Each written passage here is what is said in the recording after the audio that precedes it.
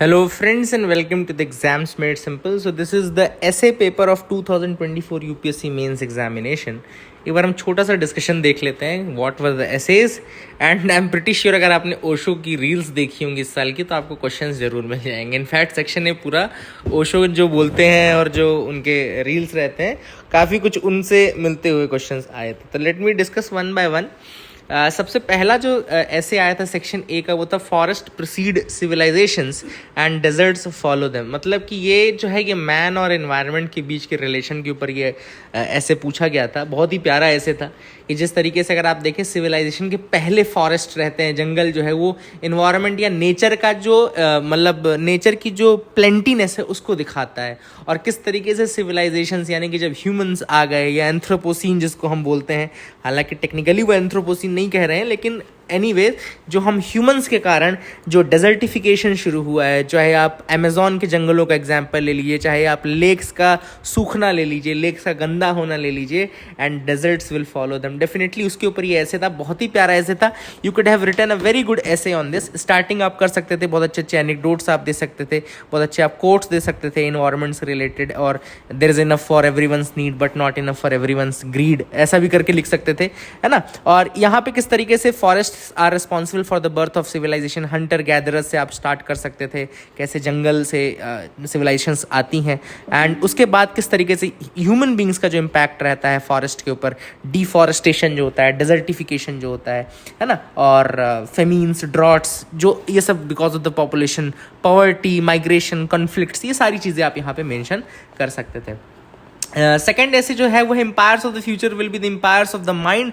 बहुत ही प्यारा ऐसे, बहुत ही अच्छा essay in my personal opinion, because ये विंस्टन चर्चिल का एक कोट है जिसमें उन्होंने कहा था the empires of the future will be the empires of the mind. यहाँ पे ह्यूमन इंटेलिजेंस और जो क्विनरी सर्विसेज हैं उसके ऊपर ये आर्टिकल, ये ऐसे आप बोल सकते हैं एक तरीके से. क्विनरी सर्विसेज मतलब जो इंटेलेक्चुअल बेस्ड सर्विसेज होती हैं, लेकिन इसमें सिर्फ इतना ही नहीं था, इस ऐसे में बहुत सारी चीज़ें थी, जैसे कि आप किस तरीके से कल्चर का इम्पैक्ट, ट्रेडिशंस का इम्पैक्ट, किस तरीके से ह्यूमन इंटेलिजेंस के कारण जो टेक्नोलॉजिकल एडवांसमेंट होने वाला है फ्यूचर जनरेशन में 21st सेंचुरी में, उसके ऊपर ही है. इनफैक्ट आप इसमें VR, AI, artificial intelligence, VR, बहुत सारी चीज़, वो सारी माइंड कंट्रोल्ड है. इनफैक्ट आजकल तो जो एप्पल के वर्चुअल रियलिटी वो सॉफ्टवेयर्स हैं और सिस्टम्स हैं, उनमें तो आपको मतलब क्लिक भी नहीं करना, आप पूरा माइंड से कंट्रोल करेंगे, आप अपने आंखों से कंट्रोल कर रहे हैं चीज़ों को. तो ये सारी चीज़ें हैं, एंड डेफिनेटली अगर आप देखें तो इसमें बहुत सारे सॉफ्ट पावर का, इंटेलिजेंस का सॉफ्ट पावर में क्या रोल रहता है, वो सारी चीज़ें आप देख सकते हैं. तो empires of the future will be the empires of the mind.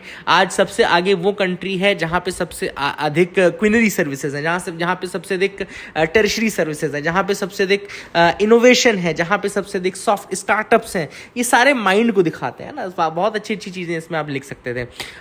जो मैं ओशो की बात कर रहा था वो थर्ड एंड फोर्थ अगर देखें तो they are exactly what Osho says. First उन्होंने कहा कि there is no path to happiness, happiness is the path. अब ये जो ऐसे है ये बताता है कि जो हैप्पीनेस है कोई गोल नहीं है, कोई एंड नहीं है जिसके लिए आप बहुत तकलीफ झेलो, बहुत स्ट्रगल करो और तब जाके आपको कोई खुशी मिलेगी. नहीं, हैप्पीनेस तो हर समय, happiness is the permanent state of mind जो आपके पास हर समय रहनी चाहिए. मतलब कि बहुत ज़्यादा खुश आपको ऐसी चीज़ मिल जाए जिसमें आप बहुत खुश हो जाओ, बहुत ज़्यादा आपको ऐसी चीज़ मिल जाए जिसमें आप बहुत दुखी हो जाओ, तो आप एक मशीन की तरह काम कर रहे हो ना. You are acting like a machine जिसकी कोई बटन है कि आपको खुशी वाली चीज़ मिलेगी तो आप खुश रहेंगे, दुख वाली मिलेगी तो आप दुखी हो जाएंगे. But happiness is not like that. Happiness should be the permanent state of mind.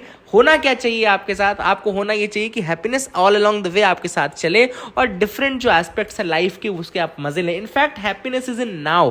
Happiness कोई फ्यूचर वाली चीज़ नहीं कि आप बोले मैं कल खुश रहूंगा, मैं परसों खुश रहूंगा, या मुझे ये मिल जाए तो मैं खुश हो जाऊंगा, या मुझे वो मिल जाए तो मैं खुश रहूंगा. नहीं, हैप्पीनेस तो हर समय आपके साथ रहती है ना. It should be always with you. बाकी चीज़ें सेकेंडरी हो गई, हैप्पीनेस एक परमानेंट और एक मोस्ट इंपॉर्टेंट चीज़ हो गई. दूसरी चीज़ happiness is in now. Happiness is now, not in future. कहीं फ्यूचर में नहीं है, पास्ट में नहीं है. इनफैक्ट ये सारी चीज़ें जब आप सोचेंगे फ्यूचर की या पास्ट की तो आपको दुखी होगा, है ना. अगर आप पास्ट के किसी हैप्पी मोमेंट को याद कर रहे हैं तो डेफिनेटली आप उसके लिए दुखी हो जाएंगे कि यार वो चीज़ दोबारा क्यों नहीं हो रही. और अगर फ्यूचर की हैप्पीनेस के बारे में सोच रहे हैं तो आप दुखी हो जाएंगे कि यार मैं वाकई कर पाऊंगा कि नहीं कर पाऊंगा. तो इसलिए हैप्पीनेस जो है वो अभी में है, अब में है, कहीं फ्यूचर में नहीं है, कहीं पास्ट में नहीं. बहुत अच्छा ऐसे आप लिख सकते थे. Then fourth is the doubter is a true man of science. ये भी ओशो कहते हैं कि मानो मत जानो। कहते हैं ना कि जिसको जानना है वो मानता नहीं है, क्योंकि जैसे when you believe in something, when you have faith in something, what you will do, you will stop understanding it. And doubt जो है, doubt is the curiosity is the mother of our inventions. Actually बोलते हैं ना, it's not necessity that is the mother of our invention, it is curiosity that is the mother of all invention. क्योंकि जब तक curiosity नहीं होगी, जब तक डाउट नहीं होगा, जब तक कंफ्यूजन नहीं होगा, तब तक आप सही और गलत को ढूंढने नहीं निकलेंगे। इसीलिए ऐसे है, the doubter is a true man of science. तो यहाँ पे साइंस के कैरेक्टरिस्टिक्स, एक साइंटिफिक व्यक्ति के कैरेक्टरिस्टिक्स, क्यों ऐसा होता है। इनफैक्ट आप इसमें न्यूटन की भी अगर स्टोरी आप लिखते ना, कि अगर एप्पल गिरा तो उसने सवाल जो पूछा, दैट वाज द डाउट, कि why it happened that it is falling on the earth, what is the reason behind it. So doubt, confusion, chaos in the mind is the responsibility, is the factor which is responsible for any achievement of science. यहाँ बहुत अच्छा ऐसे आप लिख सकते थे। Next जो part B था उसमें भी आप कोई भी ऐसे लिख सकते थे। फर्स्ट है social media triggering fear of missing out amongst the youth। ये ऑफिस है फोमो, जिसको हम बोलते हैं आजकल स्लैंग में फोमो। ये हो भी रहा है, लोग फोटोज देख रहे हैं सोशल मीडिया में, जो दिखाया जा रहा है वो रियलिटी तो है नहीं, that is again a virtual world inside a virtual world. मतलब एक तो वर्ल्ड इल्यूजनरी है, उस इल्यूजनरी वर्ल्ड के अंदर एक और इल्यूजनरी दुनिया आपने बना ली, that is a whole together different. मतलब जो रियलिटी उससे बिल्कुल कोई लेना देना नहीं है ना। एंड वो चीज जो है यूथ के अंदर फोमो क्रिएट करिए। आप कंटेंट क्रिएटर्स को देख रहे हैं तो आपको लग रहा है यार मैं यूट्यूबर क्यों नहीं बन जाता। आप प्लेयर्स को देखते हैं तो आपको लगता है यार मैं प्लेयर क्यों नहीं बन जाता। आप किसी स्पिरिचुअल लीडर को देखते हैं तो आपको लगता है यार मैं स्पिरिचुअल लीडर क्यों नहीं बन जाता हूं। तो बहुत सारी चीजें जहां पे आपको लग रहा है कि यार मैं पीछे तो नहीं छूट रहा हूं समय से। And in that FOMO what is happening is that you are getting depressed, you are getting much and much more and more lonely, everything is there and that is the root cause of all your worries and issues.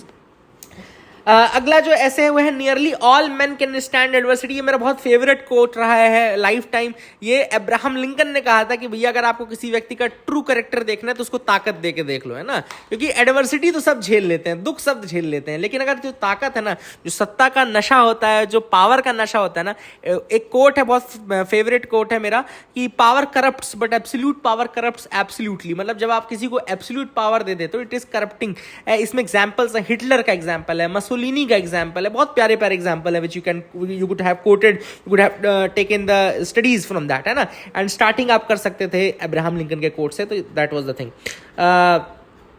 इसमें और दोनों ऐसे हैं, all ideas having large consequences और always simple. मतलब every simplicity is the best policy. कोई भी अच्छी चीज जो शुरू होती है वो सिंपल चीज से ही शुरू होती है, ठीक है। You could have done that. And the last जो ऐसे है वो है on the cost of being wrong is less than the cost of doing nothing. मतलब कि कुछ ना करने से बेहतर है कि आप गलत करो तो भी चलेगा, बट कुछ ना करो वो तो बहुत ही गलत हो जाएगा, ठीक है ना। You could have done all these essays. I hope you got clarity. Thank you, have a nice day.